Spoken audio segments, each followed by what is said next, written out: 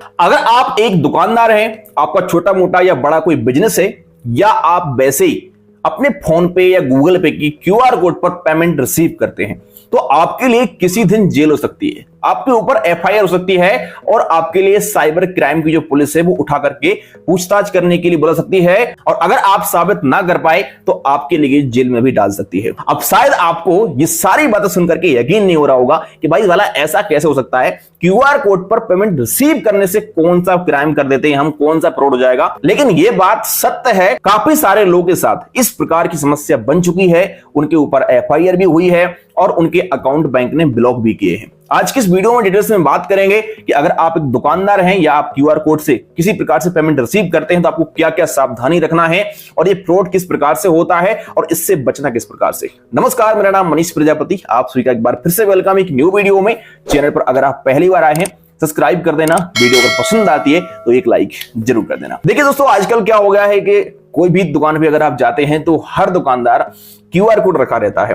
किसी भी कंपनी हो सकता है क्यूआर कोड, पेटीएम का, भारत पे का, फोन पे का, अमेजन का या कोई बैंक का हो सकता है। आजकल आपके लिए अलग अलग कंपनियों के बिजनेस क्यूआर कोड हर दुकान शॉप पे देखने को मिल जाएंगे। लेकिन समस्या क्या आ रही है, देखिए उन क्यूआर कोड पर जो हम पेमेंट रिसीव करते हैं, मान लीजिए हम दुकानदार हैं, हमारा कोई शॉप है या हम कोई ठेला लगाते हैं या हार्डवेयर का शॉप है, किराने का शॉप है या कोई बड़ा शॉप है, तो जो वहां पर क्यूआर कोड लगा हुआ है उस क्यूआर कोड से हम पेमेंट रिसीव कर लेते हैं।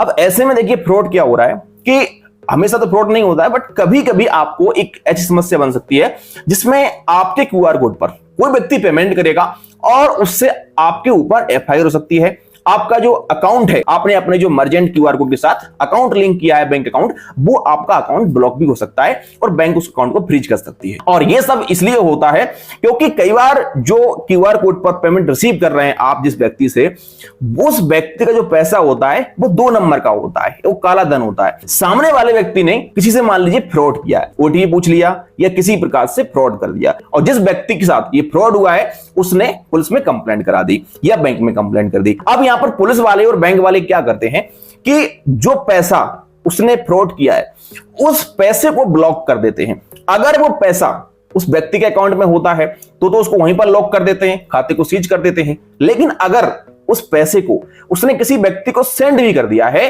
तो पुलिस वाले उसके अकाउंट को भी सीज कर देते हैं, उसके अकाउंट को ब्लॉक कर देते हैं और उसके लिए भी पूछताछ के लिए बुला लेते हैं और उसके ऊपर एफआईआर हो जाती है। क्योंकि इस प्रकार से मार्केट में फ्रॉड होता है और जो लोग फ्रॉड करने वाले लोग होते हैं वो अपने काले धन को साबित बनाने के लिए अलग अलग लोगों के अकाउंट में पैसे को ट्रांसफर करके और फिर किसी अकाउंट में ट्रांसफर करते हैं और उसको इस्तेमाल करने लगते हैं। अब ऐसे में मान लीजिए किसी व्यक्ति के साथ किसी ने फ्रॉड कर दिया और वो पैसा जो आपके क्यूआर कोड पर रिसीव हो रहा है वो पैसा कोई 2 नंबर का पैसा है, तो ऐसी स्थिति में आपका जो बैंक अकाउंट है ये बैंक फ्रीज कर देगी, क्योंकि जो 2 नंबर का पैसा है उसका कुछ हिस्सा आपके बैंक में भी आया है। और चाहे 1 रुपए ही क्यों ना आ जाए, लेकिन आप भी उस चीज के हिस्सेदार बन जाते हैं। क्योंकि यहां पर बैंक के लिए या पुलिस के लिए ये लगता है कि जिस व्यक्ति ने ये फ्रॉड किया है उसने आपको पेमेंट रिसीव किया है और आप भी उसके साथ मिली भगत करके और इस फ्रॉड को अंजाम दे रहे हैं। अब भले आपका बिजनेस है, क्यूआर कोड आपने पेमेंट के लिए लगा कर रखा है, लेकिन पुलिस को ऐसा लगता है। और ये बात तो आप जानते ही हैं कि पुलिस के लिए भाई क्या चाहिए, एक मुर्गा चाहिए, और जैसे उनके लिए मुर्गा मिला इसके बाद वो पैसे ऐंठ लेते हैं। तो अब आप ये तो समझ गए होंगे कि स्कैम किस प्रकार से होता है, क्यूआर कोड से पेमेंट रिसीव करने पर आपके लिए किस प्रकार से नुकसान हो सकता है। अब हम बात करते हैं कि मान लीजिए किसी की शॉप है, तो क्या भैया कोई क्यूआर कोड ही ना लगाए? देखिए ऐसा बिल्कुल नहीं है, क्यूआर कोड लगाना चाहिए।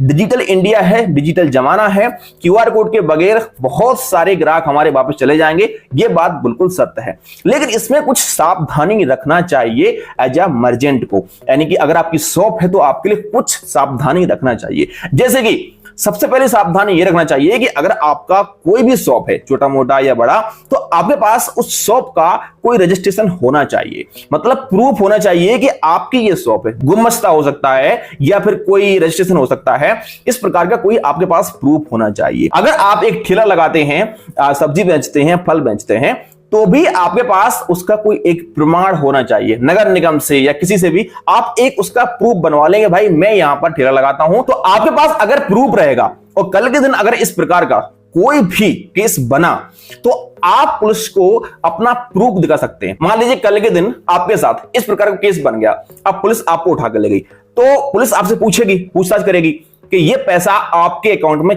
क्यों भेजा उसने। अब आप बोलोगे भैया हमसे तो सब्जी खरीदी, लेकिन इस बात को आप कैसे प्रूफ कर पाएंगे कि आपसे सब्जी खरीदी? तो हो सकता है भाई आपने एक दिन के लिए ढेरा लगा लिया हो, क्योंकि जो चीजें हम सोचते हैं कानूनी बातें उनसे बहुत डिफरेंस होती हैं। सो आपके पास अगर प्रूफ है तभी आप इस चीज से बच सकते हैं, वरना आप बड़ी समस्या में पड़ जाएंगे। तो आप कोई भी बिजनेस करते हैं, छोटे से छोटा बड़े से बड़ा, आपके पास एक प्रूफ होना बहुत आवश्यक है। मैं तो आपसे यह भी कहूंगा कि अगर आपका कोई बड़ा शॉप है हार्डवेयर का या फिर कोई किराने का या मोबाइल शॉप है, तो आप वहां पर सीसीटीवी कैमरा भी लगा लीजिएगा, क्योंकि उससे भी एक प्रमाण हो जाएगा कि भाई इस व्यक्ति ने ये पैसा सेंड करके ये चीज हमसे खरीदी थी। बाकी आप एक काम और कर सकते हैं कि आप बिलिंग करिएगा। अगर आपका बड़ा बिजनेस है थोड़ा, तो आप पर्ची बनाइएगा उसकी, या फिर आप उसका एक स्लिप बना के दीजिएगा कि इस व्यक्ति ने ये सामान खरीदा। जैसे आप मोबाइल लेने जाते हैं किसी शॉप से, तो आपको मोबाइल का बिल मिलता है, बहुत सारे सामान का आजकल बिल होता है।